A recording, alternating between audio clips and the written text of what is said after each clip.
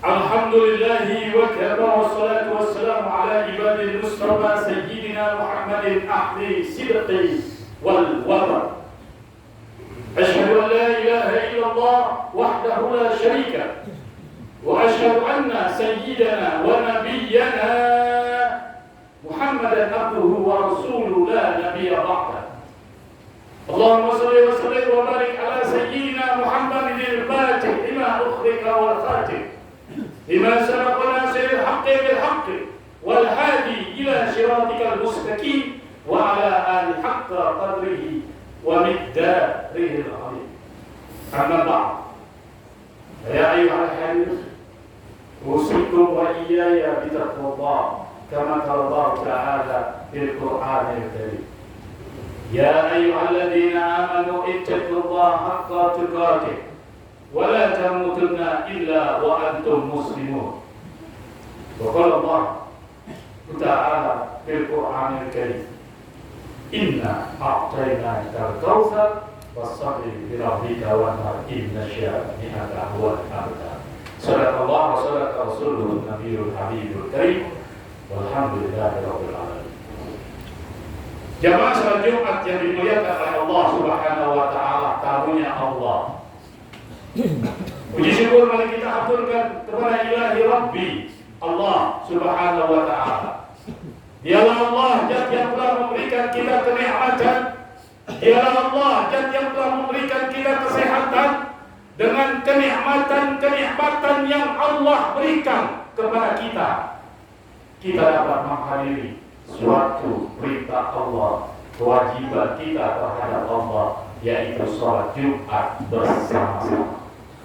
Mudah-mudahan seraya kita bermohon kepada Allah, mudah-mudahan sholat Jumat yang kita lakukan pada hari ini membawa keberkahan, keridhaan, serta hidayah daripada Allah Subhanahu wa ta'ala. Sehingga pada saat kita melaksanakan undangan Allah sholat Jumat di masjid manapun, kita tidak tertidur, kita tidak istirahat di masjid, sehingga apa yang dikatakan oleh para khatib masuk kuping kiri, keluar kuping kanan, tidak ada artinya undangan Allah bagi kita. Salawat dan salam senantiasa kita sampaikan kepada pemimpin Islam, Nabiuna Khairul Bashar, Nabi Muhammad sallallahu alaihi wasallam, dan para keluarganya serta para sahabatnya. Insya Allah kita yang menjalankan segala syariah serta sunnah-sunnahnya mendapat syafaat dia yaumil kiamah nanti. Amin ya rabbal alamin. Jamaah salat Jumat yang dimuliakan oleh Allah, manfaatkan Jumat Sayyidil Ayam ini dengan kita mendapat undangan dari Allah Subhanahu wa ta'ala dengan rasa takwa. Kembali kepada pokok topik permasalahan.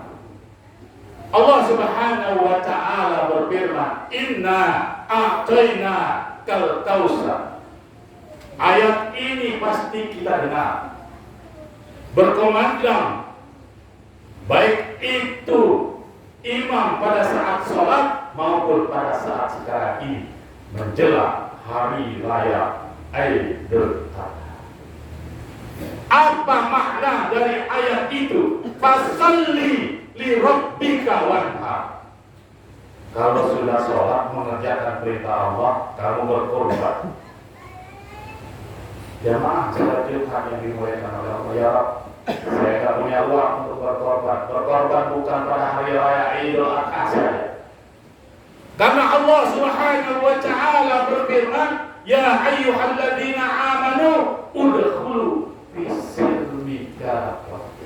Wahai orang-orang yang beriman, masuklah ke agama Allah yang Allah ridhoi secara menyeluruh, jangan setengah-setengah. Coba kita bayangkan dari firman Allah tersebut, betapa dahsyatnya cobaan ujian yang dialami oleh Nabiullah Ibrahim alaihissalam. Belum punya anak bertahun-tahun, Allah berikan anak. Nabiullah Ismail malah disuruh berkorban, malah disuruh disembelih.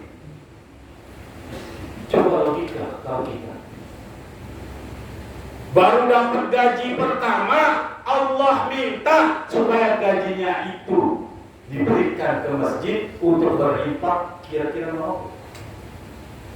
Pasti kita berbicara enak aja. Istri saya mau makan apa? Lihat Nabiullah Ibrahim berkorban karena anaknya sematawayang itu anak yang diidam-idamkan.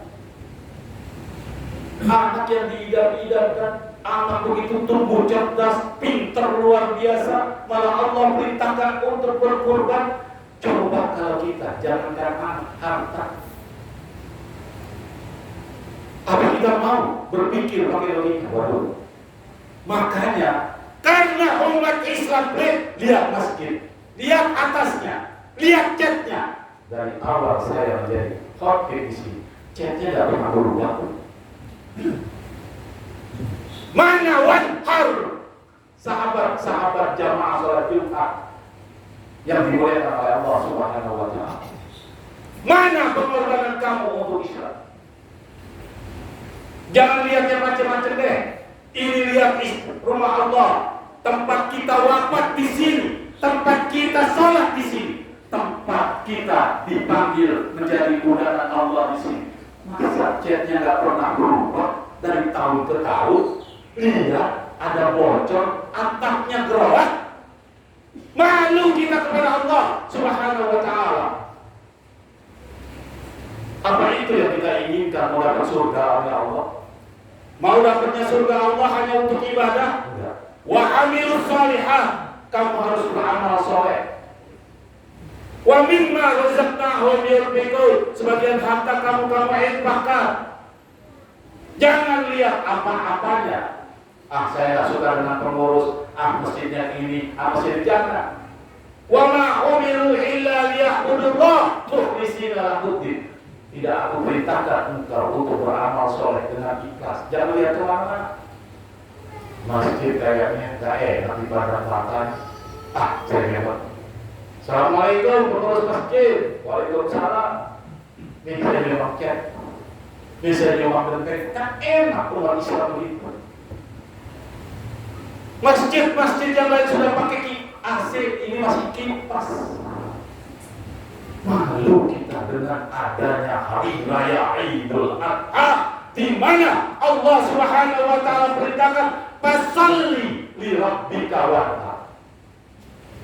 Atau kita dijuluki oleh malaikat menjadi manusia-manusia umat Islam yang munafik di hadapan Allah Subhanahu wa Ta'ala. Karena umat Islam yang munafik, apa jawaban Allah? Innal munafiqina fid-darkil asfali minan nar. Sesungguhnya orang-orang munafik tempatnya di kerak api neraka. Orang munafik bukan orang kafir, Pak. Orang munafik bukan orang non-muslim. Orang munafik adalah orang Islam itu sendiri. Pantas Allah. Apa ciri-ciri orang munafik? Berjanji dia ingkar. Kira-kira kita berjanji kepada Allah yang menjalankan sholat ini sehari semalam berapa kali? 5 kali Pak kita berjanji kepada Allah. Apa janji kita? Inna sholati wa nusuki wa mahyaya wa mamati lillahi rabbil alamin. Ya Rabb, sesungguhnya salatku, ibadahku, hidupku dan matiku hanya untuk kepada Engkau aku mengabdi. Apa kata malaikat? Kazib ya Rabb. Minta sumbangan pengurus masjid diremehkan. Nggak mau begitu. Pak, lihat sejarah Rasulullah SAW. Jika istrimu masak sayur, banyakin kuahnya. Apa isyarat seperti itu dari hadis Rasulullah? Isyaratnya, tetangga-tetangga kamu itu bagiin, jangan nyium wangi masakan kamu. Berarti kalau kita tinggal di sekitar masjid, kita nyumbang di lain masjid, masjid yang ada di sekitar kita, kita masa bodoh amat. berarti kita tidak sesuai dengan hadis Rasulullah Sallallahu Alaihi Wasallam. Kenapa saya demikian? Berkhotib dengan wanhar itu, berkurban, kan saya pasang malu. Saya lihat atasnya, saya lihat chatnya,